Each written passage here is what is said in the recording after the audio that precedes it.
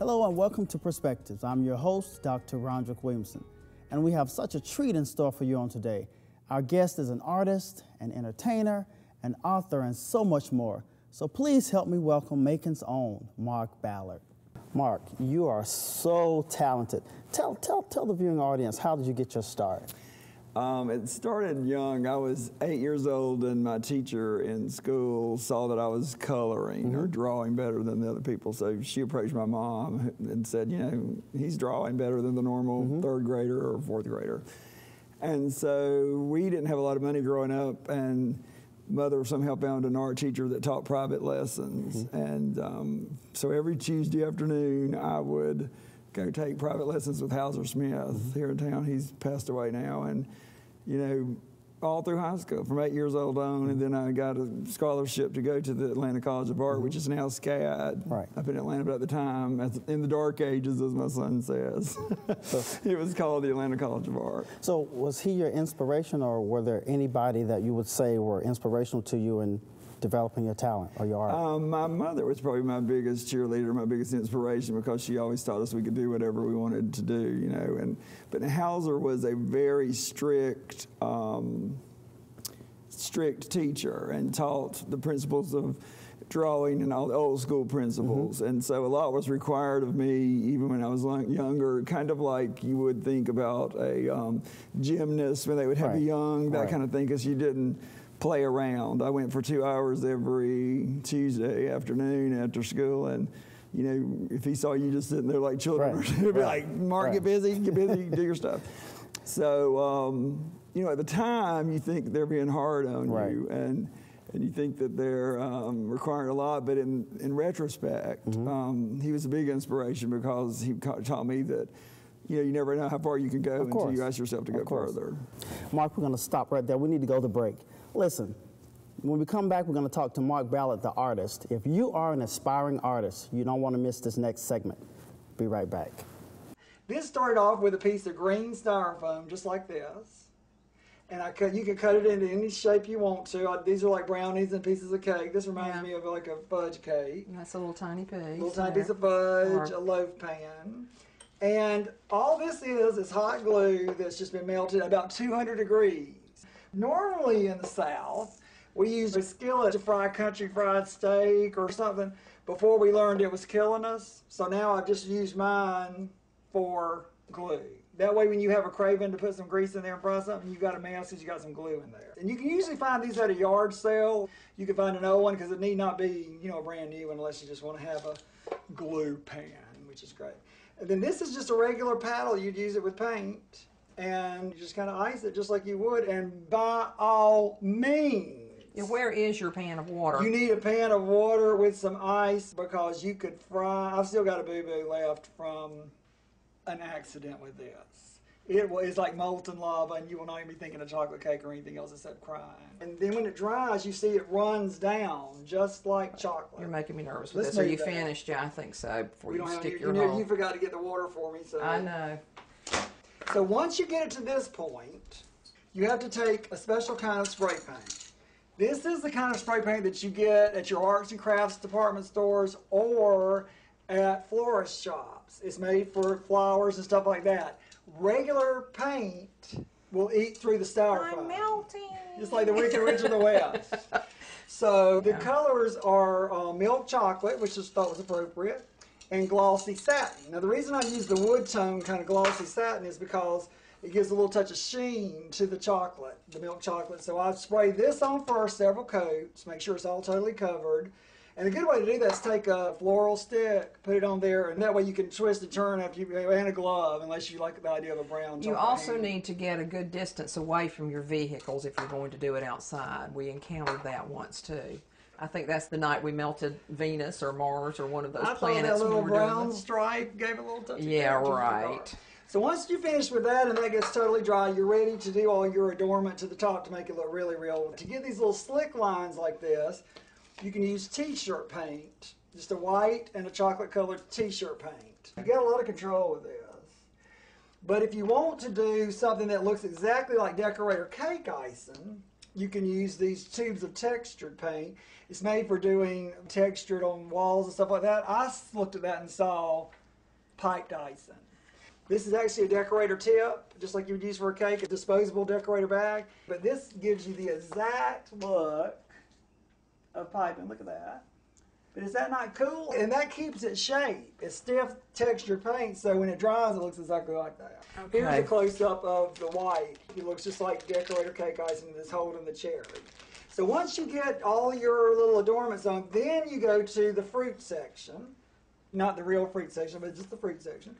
And get cherries and strawberries. And it's critical for your stuff to look real that you pick fruit that's absolutely, totally realistic. Hey, welcome back to Perspectives. Before we went to break, we were talking to Mark Ballard about how he got his start. Mark, let's switch gears just a little bit.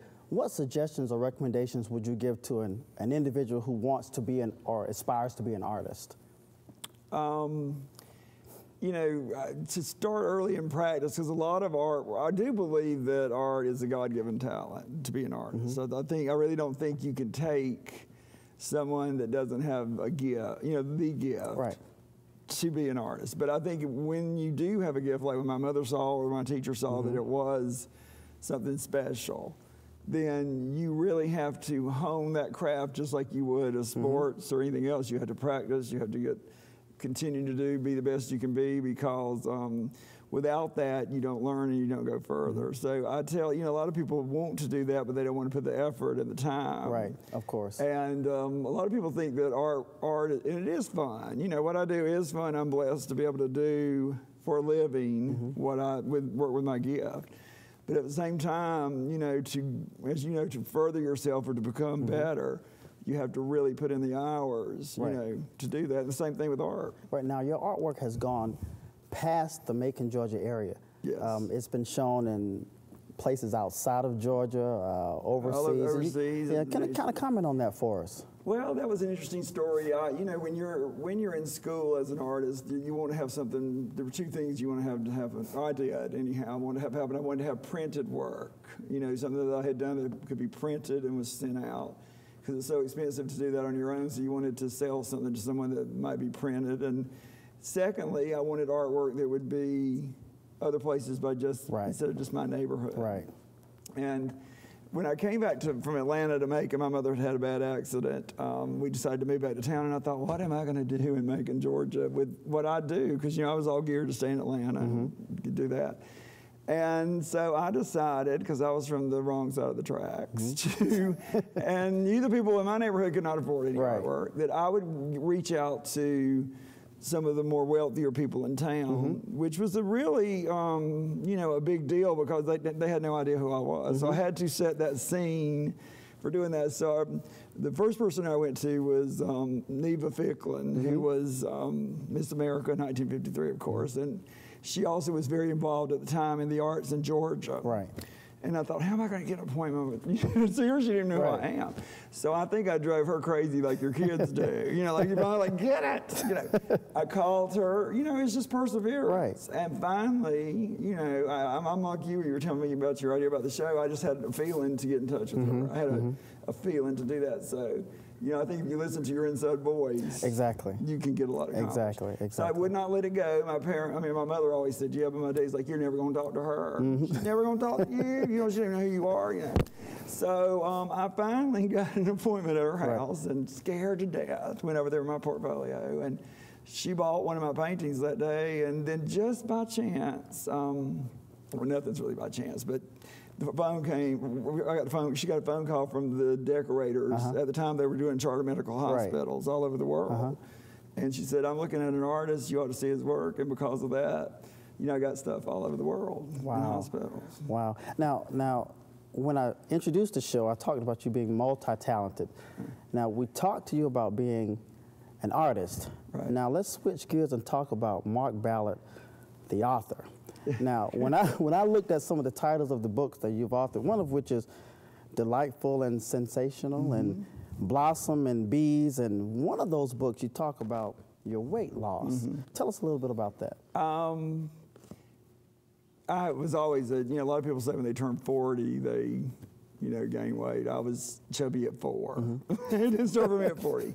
So, all through high school and everything, it was up and down. You know, I'd be on a diet, not be on a diet, all that kind of stuff. So when I finally got to, you know, probably about 10 or 12 years ago, I decided I was just going to start exercising and cut back. Because in the South, it's hard to, especially a cookbook author, you know, and I have to cook constantly on TV and all that. It's hard to do all that kind of stuff and stay fit. So with me, I had to learn how, you know, portion size. That so many people call me today and want to know the secret, and they were like, you know, what do you do? And exercise plays a big part, not only for your body but for your mind. Right. And with my schedule and everything, if I didn't have my exercise period, I just feel like I've, you know, it's become such a habit with me. You know, I rode 20 miles yesterday on my bike. It's my time, you know, to do it. But more so than that, these people that go try to make radical changes. Like I saw a lady said, I hadn't had any sugar past my lips in 3 weeks. And I'm thinking, that's okay, you're going to eat a whole cake next week. I mean, because you cannot, you know, go that long without, you know, you just need to learn how to eat one piece of cake. To have one normal portion.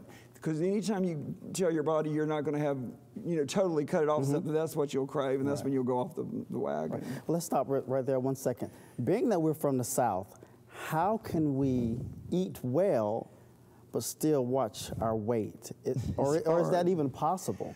Well, you know, there's things like, what came to my mind right when you said that was like macaroni and cheese, because I just made a wonderful recipe for that, which is a Southern thing.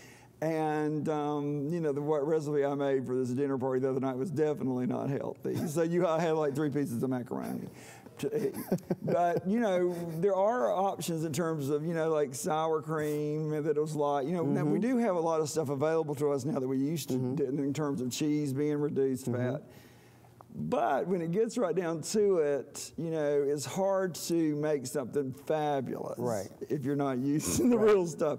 I mean, like for instance, if I'm able to use reduced fat cream cheese in something that's not going to be like an icing or something like that, where you can. Like I never use any real milk. I always use skim milk. That's one thing I cut out completely is that, because you can cook cakes with that and all that. But I tried to make an icing one time with that fat-free cream cheese. It doesn't work. It just doesn't work. It fell off the cake. And something's missing. Right.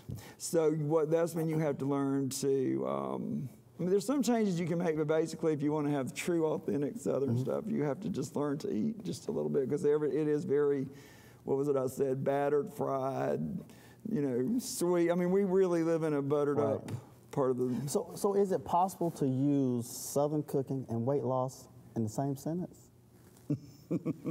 It would be hard. It would be really difficult. It would be hard. So tell us, what's your favorite recipe? I'm probably the pickiest eater you've ever seen. Not that macaroni and cheese that you had the other day? Well, it was pretty good. I would have to say that. But I mean, I'm a kind of casserole kind of person. I love cheesy kind of stuff like that. I like Mexican food. I really don't eat, you know, meat a whole lot. I just...